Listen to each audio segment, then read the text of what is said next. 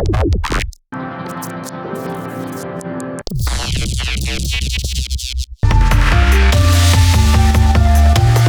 there, my name is ZW Buckley, and welcome back to my YouTube channel. Today we are talking about OTT, which is hands down Ableton Live's most famous preset. What you heard at the start of this video is 30 OTTs creating sounds that aren't really there. We're hearing the sonic equivalent of ghosts. So here's how the rest of this video is going to go. First, I'm going to break down what's actually happening when you string 30 OTTs together. Then I'm going to show you how you can apply this technique in your own music. And along the way, we're going to talk about experimentation, process, and creative artistry. Thank you so much to Ableton for sponsoring today's video. And let's go ahead and jump right in. So I have Drift here loaded up with the default preset. I'm going to turn off all of the oscillators on Drift. I'm going to bring the sustain all the way down to 0. I'm going to bring the decay and the release to 15 milliseconds and make sure our volume is at 0. And I'm going to set the mode to stereo and its default of 70. Now, if I take this OTT and I'm going to collapse it and then duplicate it so that we have 30 OTTs in total, and I play a note, ghosts. I'm going to go ahead and hit another note, and what I want you to do is watch the meters in between each OTT. You can literally see the sound as it moves through each successive OTT and gets amplified further until we reach the end of the signal chain and we can see those little glitches that we're hearing. The reason why we're getting these fantastic glitches from a synth that has literally all of its oscillators turned off has everything to do with how OTT interacts with the sound. It uses upwards compression and downwards compression to ensure that every aspect of the frequency spectrum is pretty much at even loudness. What matters here for us is the attack and the release on the upwards compressor. If a sound falls below the threshold, the attack is the amount of time that that upwards compressor takes before it boosts the volume. And once it boosts the volume, the release is the amount of time it takes before it lets go of that sound. Now, when we have 30 OTTs strung together, as soon as a sound starts to fall into the release of one OTT, it gets picked up by the attack of the next OTT, and that's why we have this cascading effect. But we're taking sounds that are so very quiet then, and we're successively turning them up louder and louder, and we're hearing things that pretty much aren't there. This is what I mean by ghosts.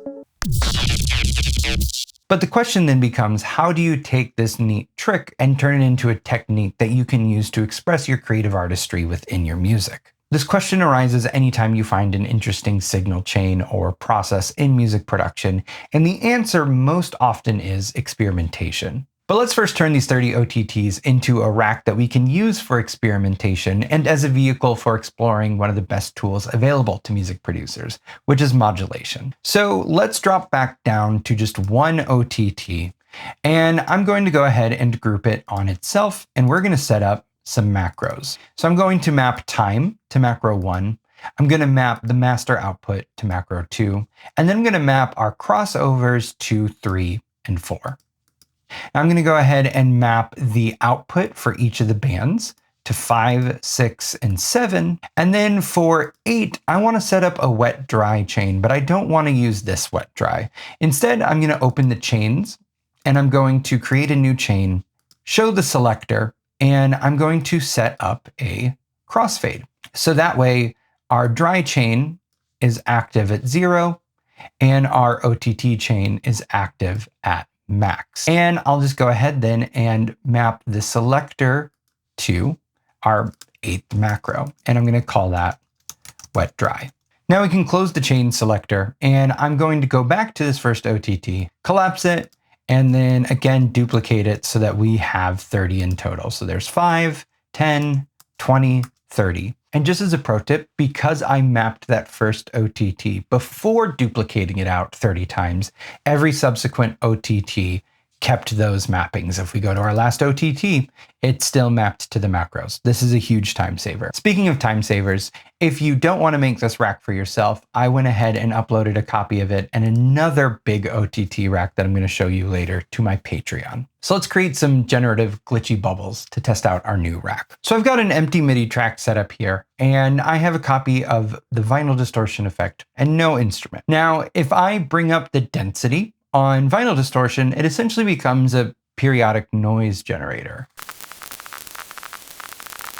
But that's too much for this application. So I'm going to set the density to 0.01, which is going to be practically inaudible. I'm also going to turn on echo, which I have just set to your straight up dotted eighth note. And I've got a little bit of filtering going on and ping pong. Again, we don't really hear anything. We can see that there is activity happening on the meters between the devices, but we don't hear anything. Well, now let's bring up the wet dry on our 30 OTT Salute rack.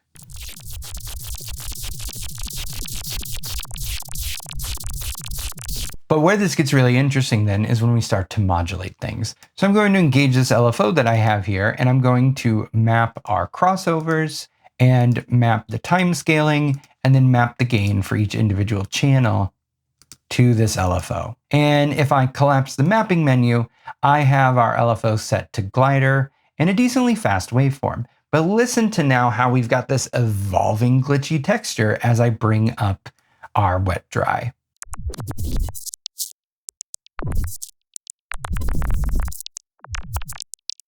I love using generative glitches like this to layer in the back of productions, which you'll hear them in something I'm going to play for you later. But they're also useful in their own right as a source of generative material for ambient music or other music. For example, if I go ahead and bring up the wet dry on this, and then I'm going to engage this track here that has some resonators, delay, auto filter, and hybrid reverb. And the only thing that's being fed into this track are the glitches that we're generating from 0.01 density of the noise on vinyl distortion. All thanks to our dear friend here, 30 OTTs.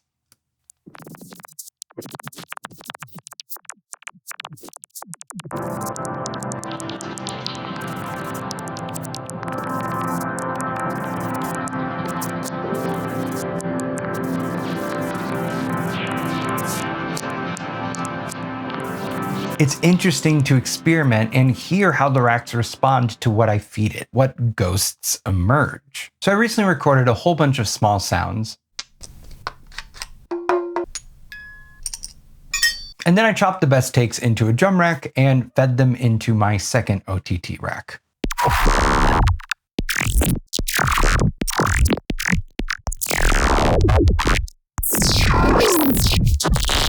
And then I recorded the output of all that experimentation. And it's such a cool way to add interesting, gritty movement and texture that's background, but draws a lot of interest and a lot of uncertainty to your music because it isn't necessarily super tied to the grid.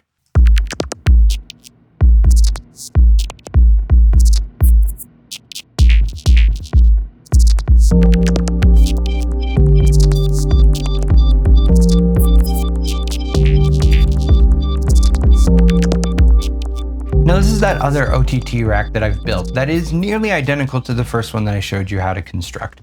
The main difference here is that I baked in modulation controls for each of the crossovers, and then I added a wet dry for each 10 OTT grouping so that I can blend them in interesting ways. The added flexibility of this rack makes it a lot easier to dial in nuance when I want to use this sound with pitched instruments or drums, things that have longer decay that might be harder to control when you're sending them through 30 OTTs.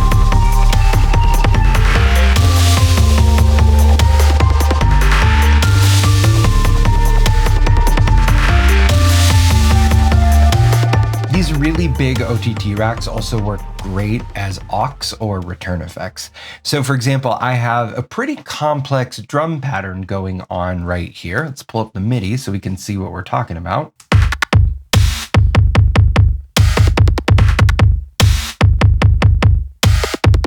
And I've got this drum rack then feeding into this track here that has a delay that's just pushing everything back by a dotted eighth note. That's then being fed again into the Ghost and the OTT rack with a lot of modulation on the crossover and really, really long time scaling. And it just creates these super, super cool percussive drum elements. Let me play that section for you again, but we'll stay anchored on this track here.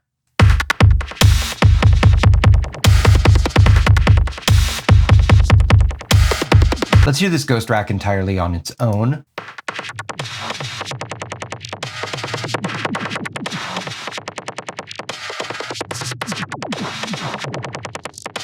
It works even if I make the drums huge. Let me solo just the drums again, and I'm going to go back to the main drum track here, and I'm going to modulate some of these parameters to open up the sound of the drums.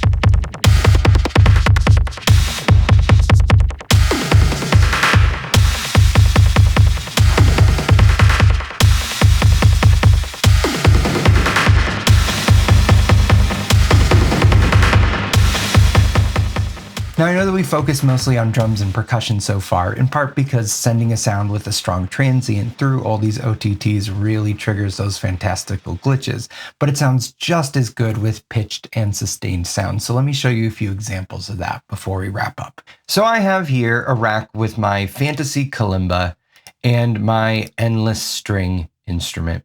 And again, it's running through my second OTT rack, Ghosts in the OTT here. So in this first clip here, I'm just doing this 2-note ping at the beginning of every 4-measure grouping. And it's the spatial effects, particularly on the fantasy kalimba, the echo and the reverb, that are being massaged really through this rack. When I think about this, it sounds like the reverb is being textured, and as if it's getting grit added to it and folded over. You're going to understand exactly what I mean when I play this for you.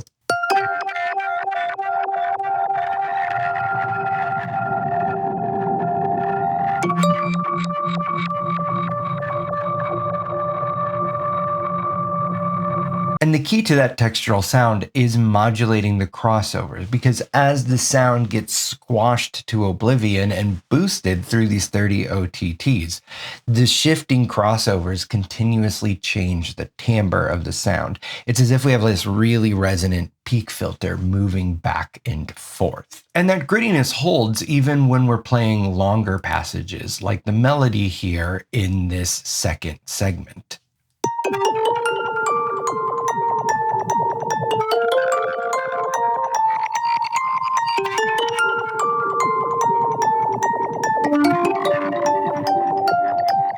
This technique is really good for creating what I'm going to call squashed ambiances. And here I have my Lollipops piano that again I'm running through an instance of the Ghosts in the OTT rack that have the crossovers being modulated and a larger time scaling with a little bit of a lower boost for the overall output of each OTT. But then I'm feeding this 100% wet into an instance of hybrid reverb in which I am using the shimmer algorithm, and it's pitch shifting the output up by a perfect fifth. And that sounds like this.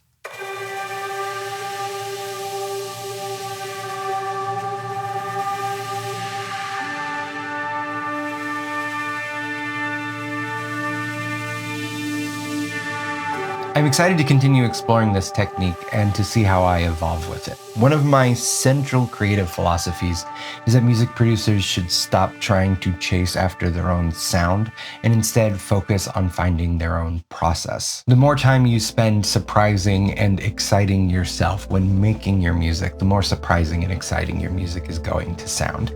And experimenting and taking the time to do wild things like string 30 OTTs together is exactly how you get to those results, and you help to find your sound as an artist by finding your process. And I hope that this video inspires you to not only slam 30 OTTs together, but to start finding weird and interesting processes for your own music as well. Thank you so much for watching, and thanks again to Ableton for sponsoring today's video. Till next time.